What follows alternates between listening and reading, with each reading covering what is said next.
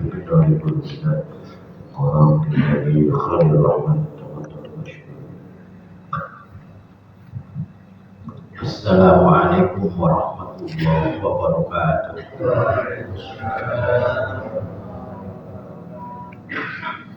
Alhamdulillahilladzi wafaqa man syaa'a min ibadihi bi ada'i afdhalit ta'at wa iktisabi aqmalis sa'adat. Asyhadu an la ilaha illallah wahdahu la syarika lah wa asyhadu anna sayyidana wa nabiyyana Muhammadan abduhu wa rasuluh. Allahumma salli wa sallim wa barik ala sayyidina Muhammad wa ala alihi wa ashabihi ajma'in, amma ba'd. Jamaah rahimakumullah, bersama kita panjatkan puji serta syukur kehadirat Allah Subhanahu wa taala atas segala nikmat yang telah dilimpahkan Allah kepada kita, baik itu nikmat batin maupun nikmat zahir.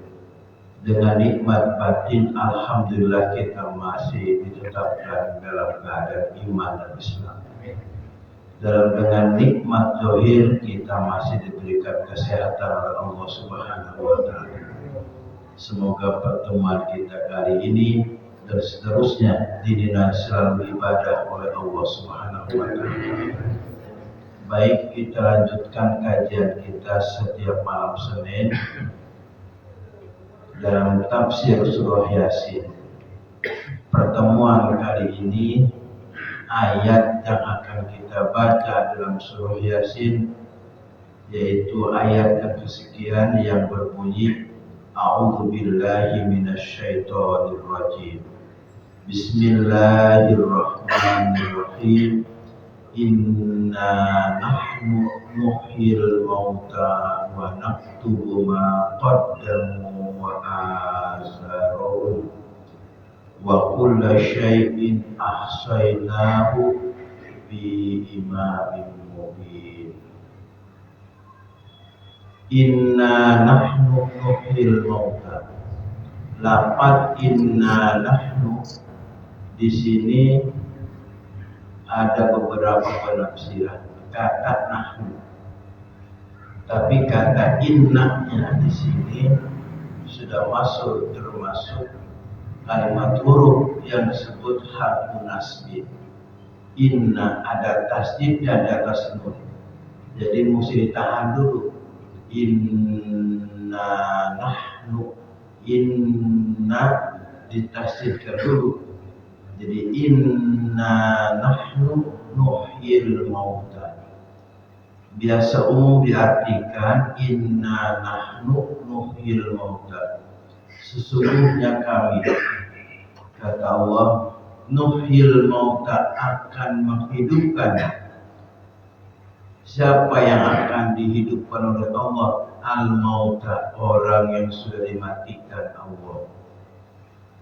Ini kematian ada 3 macam yang akan Allah hidupkan. Jadi yang akan Allah hidupkan kembali orang yang sudah mati. Pertama, wa imma pada hari kiamat. Kedua, wa imma di alam kubur. Yang ketiga, wa imma masih hidup. Jadi jasadnya masih hidup tapi dikategorikan mati orang itu. Maka disebut orang kita bangkai berjalan. Jangan sampai dijuluki seperti itu, bangkai berjalan. Jasadnya orang yang masih hidup tapi divonis mati orang itu. Nah, siapa yang di kelompok yang mana? Disebut kategori mati, orang yang masih jalan-jalan, masih bisa jajan, masih duduk, bisa makan, tapi dijuluki orang itu sudah mati. Jadi ada 3 kemungkinan. Inna nahyu nuhyil mauta. Semuanya kami akan menghidupkan orang yang sudah mati. Wa imma pada hari kiamat. Kalau hari kiamat itu barang-barang yang sudah dikubur sekarang ini itu akan dihidupkan lagi oleh Allah. Kapan? Nanti jatuh hari kiamat. Atau kedua, bisa Allah hidupkan kembali orang itu setelah kematiannya di alam kubur. Untuk apa? Lijawabi munkar wa nakir. Untuk menjawab pertanyaan dua malaikat munkar dan nakir. Jadi setelah dia dimatikan Allah, jadi kematian itu dibayangkan apa digarisbawahi oleh Sanawawi seperti orang yang lahir ke dunia. Jadi dalam perut ibu kita 3 alam. Alam rahim, alam dunia, alam kubur. Nah kalau orang meninggal dunia itu bagaikan orang yang lahir ke dunia. Kalau kita ditanya kayak gimana dalam perut, gelap, nggak tahu. Ya. Nanti ketika kita mau meninggal dunia, ketika di dunia kita nggak tahu apa-apa. Ya, tahu-tahu di alam kubur. Jadi Allah hidupkan kembali di alam kubur. Untuk apa Allah hidupkan? Untuk menjawab pertanyaan dua malaikat munkar dan nakir. Maka dalam kata-kata talqin begini, ada satu kalimat yang di buku talqin itu, idza ja'akal malakaini. Nanti kalau datang dua malaikat, la takhaf wa la tahzan, jangan Anda takut dan jangan terkejut. Kenapa? Dua malaikat itu makhluk Allah. Cuman ialah kalau mereka datang menjelma yang menyenangkan, tapi ada kalanya tidak menyenangkan, serem, menakutkan. Itu tergantung kita punya amal. Sopan atau bengisnya tergantung kita punya amal ibadah. Jadi mereka akan sopan, datangnya pakai akhlak, pakai adab. Kalau memang yang akan dihadapi orangnya ahli ibadah, yang mudah-mudahan kita masuk kategori ahli ibadah, sekaligus secuil ibadah kita, tapi insya Allah masuk ke dalam kategori ahli ibadah. Jadi ketika kita termasuk ahli ibadah, malaikat pun suka. Karena mereka berdua juga sama makhluk Allah, malaikat dalam kubur. Jadi bisa berubah kalau kuburnya segitu sempit, cuman berapa sih? Ya, bisa berubah, bisa luas, bisa sempit, dua macam. Bisa jadi luas, bisa sempit. Itu juga tergantung amal kita. Ya, bisa luas, bisa sempit. Maka dalam doa kita selalu diselipkan supaya dilapangkan dalam kuburnya. Artinya diluaskan, dilapangkan. Maka sesungguhnya kalau melihat ayat ini, kajian ini, tidak harus ada program pelebaran mata. Karena kemungkinan itu terjadi. Bisa saja Allah menghilangkan, diangkat jasadnya langsung. Digali nggak ada. Jadi tidak harus ada program setiap tahun pelebaran. Kalau ngitung orang hidup, sepondok cabai nggak bakal muat.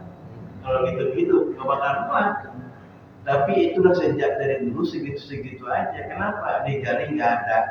Karena dengan kuasa Allah bisa saja diangkat dengan jasadnya ke alam lain.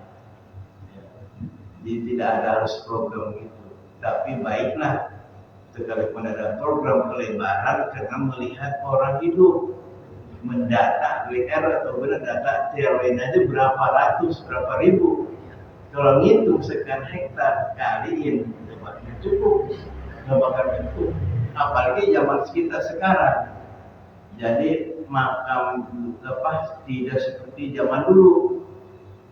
Zaman dulu mah nggak dipatok. Ya, kalau sekarang matok, yang bikin permainan orang nggak bisa lagi di situ. Padahal tumpang tindih boleh. Kenapa? Statusnya makam umum, bukan tanah kusir. Kalau tanah kusir kan tanah pemda, dia bayar di situ wajar. Kenapa? Karena memang bukan wakaf statusnya. Kalau ini di kampung kita namanya wakaf. Kalau wakaf boleh siapa aja wakaf, tidak harus dibebani dana sekian. Siapa aja boleh. Karena wakaf, jadi kayak masjid, siapa aja boleh masuk, namanya wakaf, kecuali punya pribadi. dijual belikan silahkan, kayak di Kerawang 1 miliar. Waduh, 1 meter udah hidup kontrak, ngubur juga kontrak. Di kapan bahagianya itu? Mati jadi beban. Ya Allah. Jadi Al-Quran mengatakan wala tamutunna illa wa antum muslimin. Kata Allah, jangan kamu mati kecuali dalam keadaan. Nah sekarang terkesan begini, wala tamutunna, jangan kamu mati sebelum punya dana. Iya, sekarang punya dana, meninggal aja terus punya dana sekarang. Ya, minimal dua lah, ya, atau 1,5. Itu kompromi dulu itu juga. Jadi terkesan wala tamutunna, jangan kamu mati dulu sebelum punya tabungan. Ya masyaallah, kayak gitu jadinya. Tapi baiklah itu kalau memang hasil musyawarah bersama. Cuma statusnya mesti jelas nih wakaf apa gitu pribadi. Wakaf, kalau wakaf kayak sama dengan masjid, siapa aja boleh situ, kayak di Mekah. Ya, ini meninggal nggak harus bawa pulang. Ya, kalau hilang belum di situ. Jadi bisa tumpang tindih. Siapanya berhak diri tidak harus matok. Dipermanen nggak boleh. Kalau wakaf sifatnya nggak boleh dipermanenkan. Nggak boleh tuh punya harap, kecuali tanah pribadi silahkan. Kalau tanah namanya wakaf tidak boleh dibuat permanen. Ini hukum fikih, tidak boleh dibuat permanen. Jadi siapa? Sekarang kan untuk seperti anak kusir memang rapi. Cuma begitu datang ke pohon gue di mana nanti? Kayak Jamal datang ke pohon gue di mana? Terus sempit bener. Ya. Jadi itu permanen keras. Jadi ini inna nahnu nuhyil mauta, semuanya kami akan menghidupkan orang yang sudah dimatikan Allah. Baik dihidupkan fil kiamah pada hari kiamat, atau fil qabri atau dalam kuburan, untuk menjawab dua malaikat munkar dan nakir. Apa pertanyaannya, apa jawabannya, nggak usah dihafal itu mah. Kenapa? Otomatis nanti amal yang akan menjawab. Nggak gelagapan, kalau mau biar sholat biasa ibadah juga gelagapan, biasa menghadap Ka'bah nggak gelagapan gitu ya. Kecuali orang yang nggak pernah sholat lalu meninggal dunia, namanya meninggal nekat itu. Belum punya modal, belum punya bekal, udah mati, nekat itu orang. Nekat, belum tentu lulus ya. Pertanyaan malaikat, Marrobuka, emang gak pernah sholat, siapa Tuhan gue ya? Gelagapan dia. Siapa Tuhan, emang gak pernah nyebut Allah ya. Tuhan yang mana tahu itu bisa gelagapan ya. Man Nabi Uka juga gak pernah nyebut Nabi Muhammad, ya gelagapan ya. Jadi otomatis itu mah amal, jadi gak usah dihafal, gak usah ditalar ya, gak usah diingat-ingat, itu mah amal ibadah yang akan menjawab. Jadi untuk menjawab pertanyaan dua malaikat munkar nakir. Ketiga, akan dihidupkan oleh Allah hati yang sudah mati. Itu tadi, jasadnya masih hidup, bisa makan nasi uduk, cuman mati hatinya. Ya, kayak kerja jalan. Seperti apa contohnya begini, kalau kita untuk mengukur masih hidup apa lagi hati kita ini. Jadi antara hidup dan mati hati kita, coba kita uji coba ke makam. Kalau kita merenung, merasakan ada bagaimana nasib saya nanti dalam kubur, seperti orang yang apa sudah dikubur. Itu kalau dia masih ingat ke arah sana, pertanda hati masih hidup. Tapi kalau sebaliknya, pada dia kerja di situ di makam, nungguin makam, segala macam, gali kubur, tapi nggak pernah tersentuh hatinya berpikir untuk dirinya sendiri, ya, dia nggak berpikir, malah nyanyi di atas kubur, malah dia gembira, jogetnya, itu bahaya, hati-hati, ya. Saya kadang memperhatikan. Sampai makan pun di atas makam hati-hati, ya. Jadi jangan tertawa, jangan bersenang-senang. Ketika orang masih sempat bercanda, sempat tertawa di atas makam, itu pertanda hatinya mati. Itu aja, hatinya mati. Tertawa-tawa, bercanda, apalagi nyanyi-nyanyi, ubrak-ubrik segala macam, ya, itu pertanda hati mati. Kenapa? Setidaknya orang begitu ke makam dia akan ingat diri, introspeksi dirinya. Contoh Ibnu Abbas radhiyallahu anhu, sahabat Nabi. Beliau belum pernah dilihat menangis ketika sholat, belum pernah. Itu seorang Ibnu Abbas belum pernah menangis ketika melakukan sholat. Tapi umumnya orang memperhatikan beliau ketika ada di atas makam belum nangis. Itu Ibnu Abbas. Dia aneh nih Ibnu Abbas. Kalau ke makam pasti nangis hebat, terseduh-seduh sampai membasahi jenggotnya. Ditanya oleh sahabat Ibnu Abbas, wahai Ibnu Abbas, aku belum pernah memperhatikan Anda ketika sholat nangis, tapi aku memperhatikan Anda ketika di atas kuburan nangis. Ada apa ini? Gitu. Ada apa? Kenapa? Jadi selevel Ibnu Abbas masih gemetar ketika berada di atas kuburan. Nah, kita bakal santai karena ngomong bisnis laku urusan, ya. Gimana bisnis belum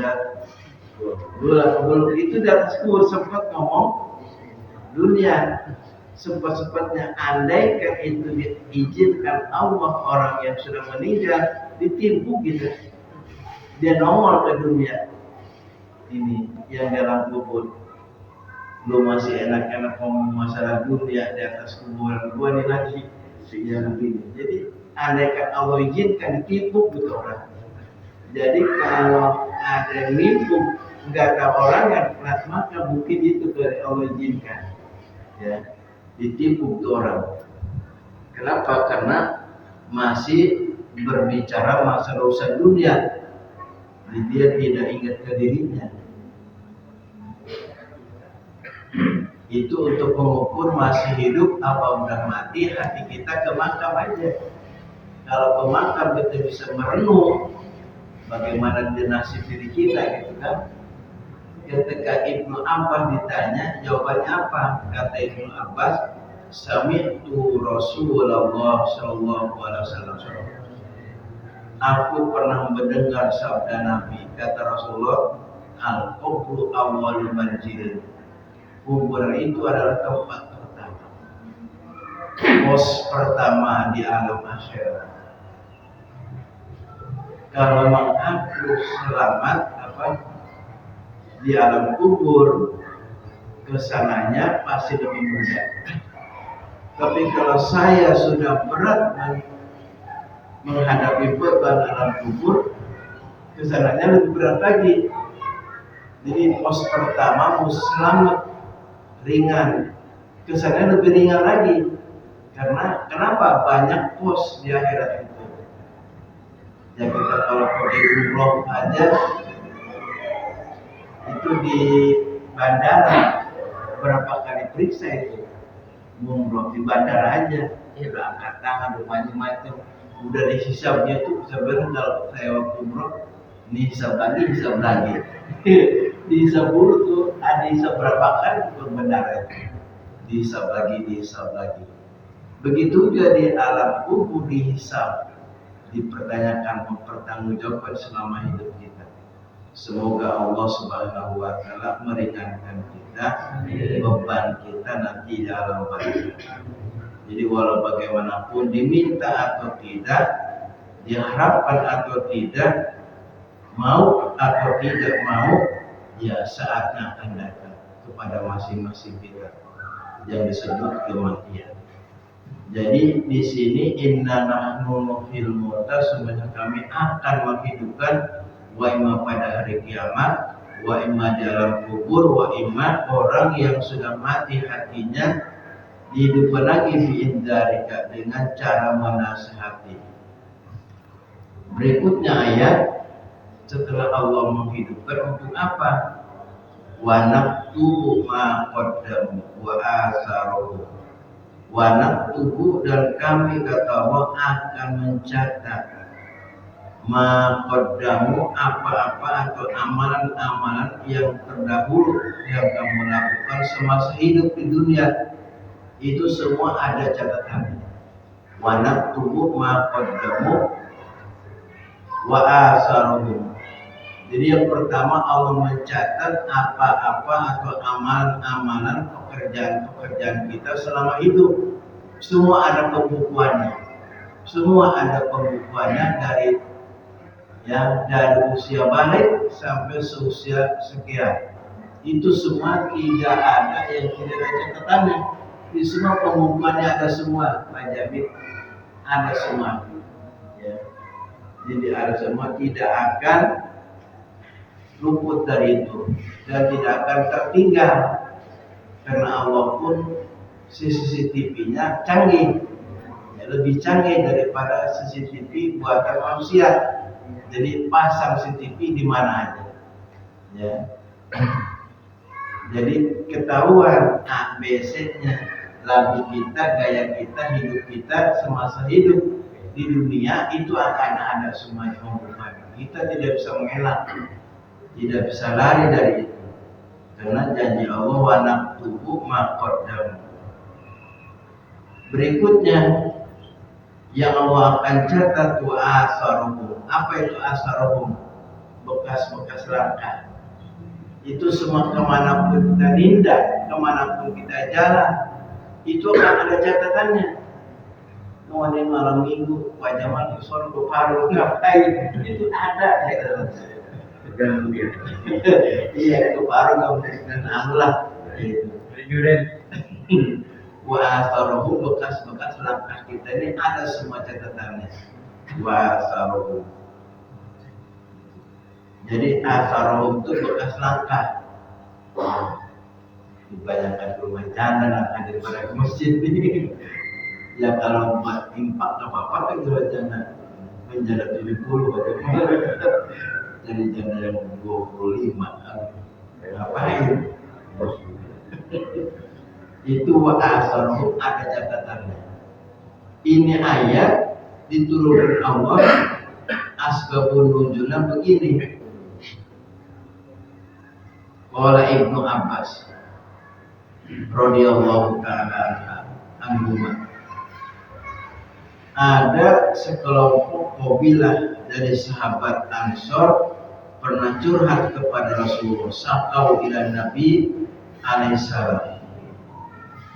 Jadi bisababi nuzuliha inna qabilata minal Ansor, sesungguhnya kabilah dari sekelompok kabilah dari sahabat-sahabat Ansor sakau, melapor ila Nabi alaihissalam terhadap Nabi Muhammad sallallahu alaihi wasallam, masalah apa? Ba'ida manazilu. Jadi lapor ke Nabi karena rumahnya jauh dari masjid. Manazilihim ila masjid. Jadi mereka itu lapor ke Nabi, bagaimana ya Rasul, rumah kami jauh ke masjid. Nah, jauh ke masjid. Wa radu ayyabnuha buyutan indal masjid. Mereka berencana pengen pindah rumah ke dekat masjid. Ini sahabat Ansor ini curhat ke Nabi pengen pindah karena jauh ke masjid, pengen pindah. Fa'anjalallahu ta'ala hadhihi ayat, maka Allah turunkan ayat ini. Jadi asbabun nuzulnya, sekelompok sahabat Ansor lapor ke Nabi kepengen pindah rumah ke dekat masjid. Kenapa? Karena mereka merasa jauh dari masjid rumahnya. Bagaimana ini? Ya, kita lihat di sini kelanjutannya hadis asbabun nuzulnya.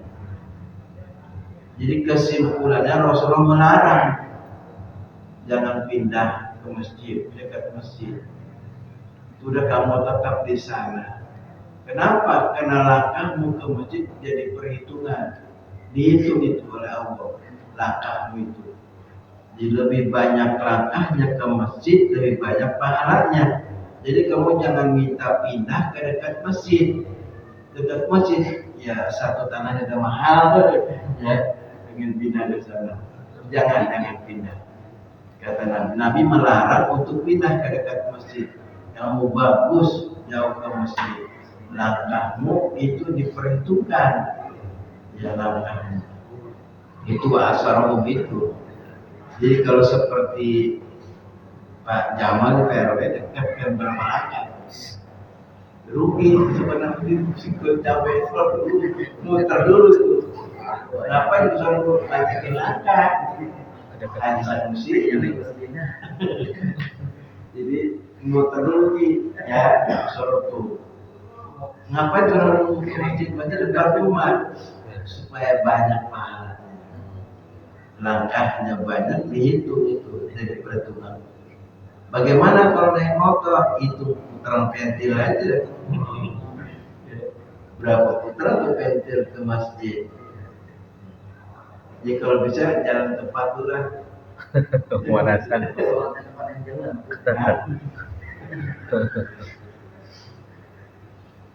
Kali-kali boleh berarti. Jadi sunnahnya begini. Kalau buru kunjung mau rencana bikin rumah dekat makam rumah, masjid harus jauh rumah, nggak terbalik.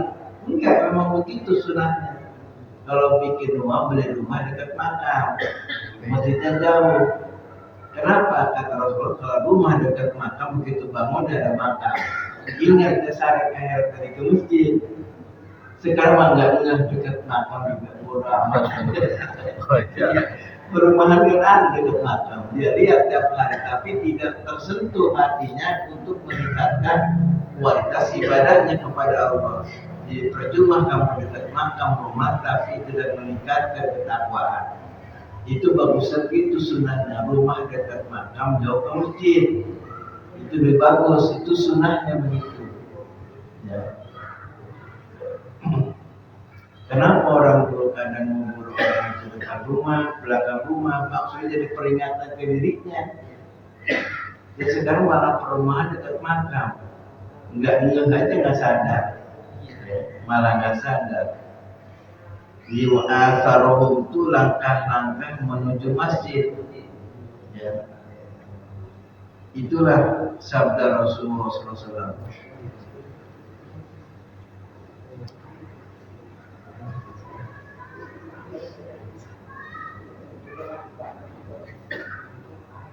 Semakin jauh semakin banyak pahalanya. Kenapa kata Rasulullah dalam hadis begini?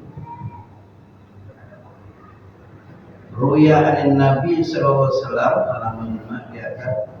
Ruya anin Nabi alaihi salatu wasallam ala ukhbirukum bima yaqullahu bil khotoya. Ala ukhbirukum kata Nabi. Maukah kalian aku beritahukan bima yaqullahu, cara Allah menghapus dosa-dosa kamu. Wa tarfa'u bihi darajatan, cara Allah mengangkat derajat kamu. Jadi maukah kata Nabi aku beritahukan bagaimana cara Allah menghapus dosa-dosa kamu dan mengangkat derajat-derajat kamu. Nabi menjelaskan apa aja itu yang bisa seperti itu. Satu, isbagul wudu'i, sempurnakan wudu alal makari di saat kita tidak suka, ya, tidak mensukai alal makari. Isbagul wudu'i alal makari. Apa itu isbagul wudu'i? Membaguskan wudu di saat yang kita tidak suka, seperti di saat dingin, subuh. Itu kan sama sekali kita tidak menyukai, tidak senang dengan air yang dingin. Tapi justru di saat yang kita tidak sukai, baguskan wudhunya. Baguskan. Bagaimana cara membaguskan wudhu? Nanti di fikih ada itu. Cara membaguskan wudhu. Itu yang pertama. Maka suratul khutuwati ila masjid, dan memperbanyak langkah menuju masjid. Ini yang akan menghapus dosa kamu dan menaikkan derajat kamu. Jadi sering atau banyak langkah menuju masjid. Yang ketiga wantidharus sholati pada sholat, menunggu waktu sholat setelah sholat. Seperti habis maghrib kamu sholat, nunggu isya, itu disebut intizarus sholat ba'da sholat, nunggu sholat setelah sholat, dinunggu sholat setelah sholat. Seperti dari maghrib ke isya di negara kita, nunggu isya setelah sholat maghrib, itu disebut intizarus sholat ba'da sholat, menunggu sholat setelah sholat. Kalau nunggu Johor ke asar mah jarang nungguin. Dari asar ke maghrib juga jarang nungguin. Tapi dari umumnya kebanyakan orang hanya dari maghrib ke isya. Dinunggu isya setelah sholat maghrib. Itu disebut bahasa hadisnya intizarus sholat ba'da sholat. Ini pahala yang sangat banyak, menunggu sholat setelah sholat. Yamhullaha bihil khotoya wa tarfa'u bihi darajat, pahalanya Allah akan menghapus kesalahan-kesalahan kamu dan akan menaikkan derajat kamu. Jadi nunggu sholat setelah sholat, di bahasa hadisnya intizarus sholat ba'da sholat. Wa kama qala alaihi salam, sebagaimana Rasulullah bersabda, a'dhamun nasi ajron, sebesar-besar pahala yang Allah akan berikan kepada manusia di sholati ab'aduhum mamsa ilal masjid, yang sangat jauh menuju masjid jalannya, itu sebesar-besar pahala. Jadi pahala yang paling gede adalah banyak jauh orang rumahnya ke masjid, itu besar pahalanya. Ab'aduhum yamsi ilal masjid. Kalau sholatnya nunggu tidur gimana? Kita nunggu sholat isya tidur. Kemarin masih awal, jadi ketiduran mungkin ya. Tidurnya dulu. Gak apa-apa, tidurnya bernilai.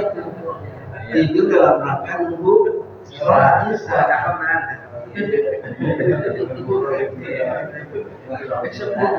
Lama kebanyakan dulu kalau ditungguin agak lama, makin bisa itu agak lama.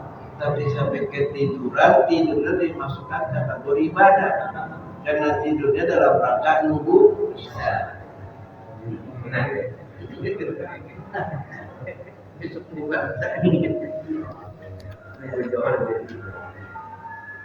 Nah ini dalam surah Yasin jelas banget, inna nahnu nuhyil mauta wa naqulu ma qaddamu wa atharu.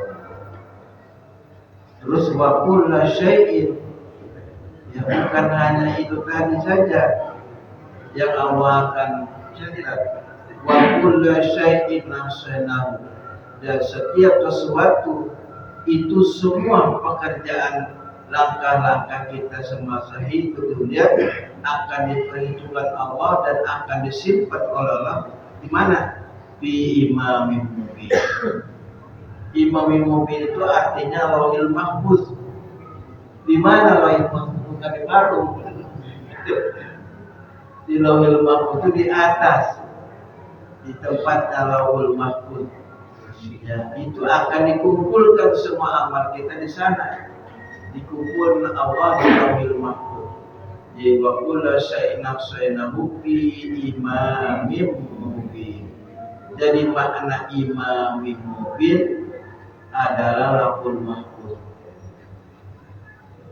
Ya semoga apa yang disebut Allah di sana, amal baik kita semua ditumpuk di sana. Jadi semua arsipnya ada, datanya ada di sana semua. Di mana? Di lauhul mahfuz, bukan di kelurahan data kita. Jadi untuk akhirat adanya di lauhul mahfuz.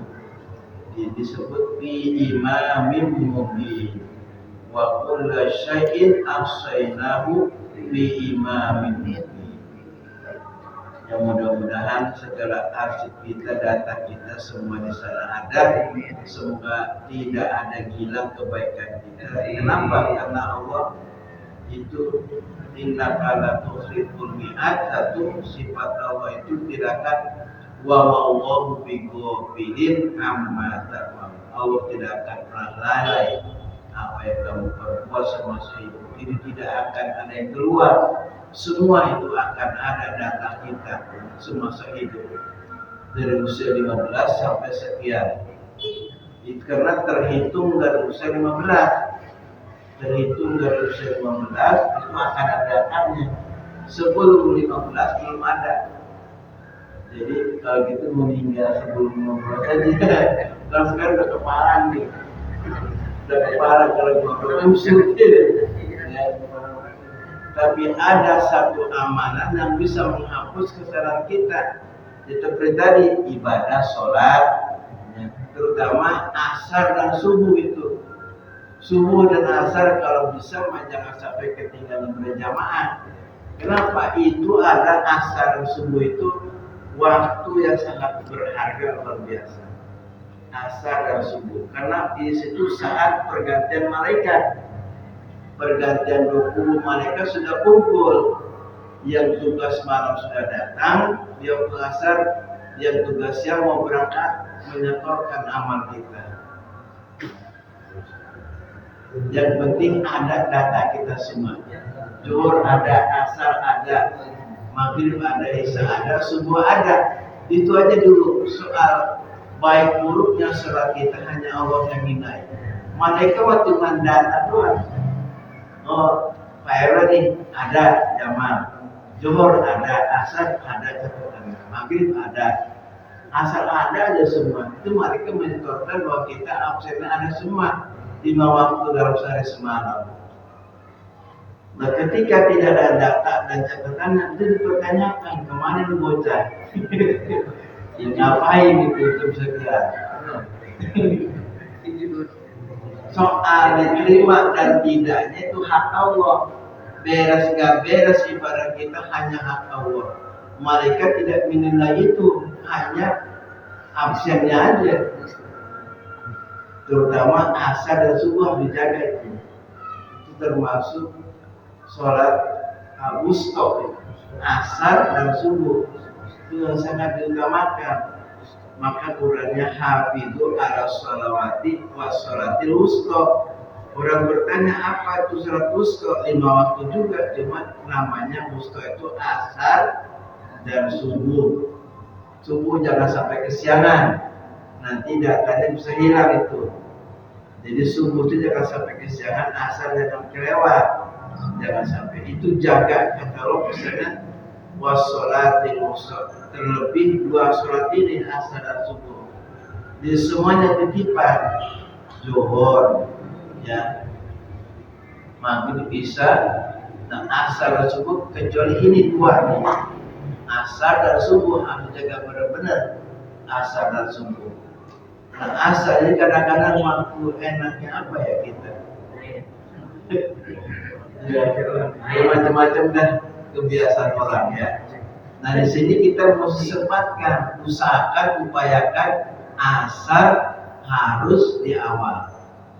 Apalagi berjamaah asar dan subuh, jangan sampai kendor itu 2 sholat itu, asar dan subuh. Karena itu disebut sholat wusta. Sholat wusta titipan Allah yang sangat dititipkan kepada kita, asar dan subuh. Di malaikat lagi sipin di situ. Waktu subuh juga begitu. Subuh udah 20 bareng tuh malaikat datang. 10 malaikat yang jaga malam sudah siap berangkat. Yang jaga siang sudah siap datang. Kayak di supermarket tuh gantian. Jadi disaksikan oleh 20 malaikat sholat subuh itu. Disaksikan oleh 20 malaikat. Ini luar biasa itu. Jadi malaikat itu ada bersama kita. Sekarang pun ada, cuma kita nggak lihat. Nggak bisa melihat. Kalau bisa melihat, kabur semua. Sepi masjid ada, dalam taklim pun ada. Sampai di sini dulu, nanti kita lanjutkan ayat wadrib lahum masalah sahabat Korea. wallahu a'lam bishawab. Subhanallah bihamdihi, subhanallahumma bihamdika, asyhadu an la ilaha illa anta, astaghfiruka wa atubu ilaik. Wassalamualaikum warahmatullahi wabarakatuh. Ya Arhamar Rahimin, Ya Arhamar Rahimin, Ya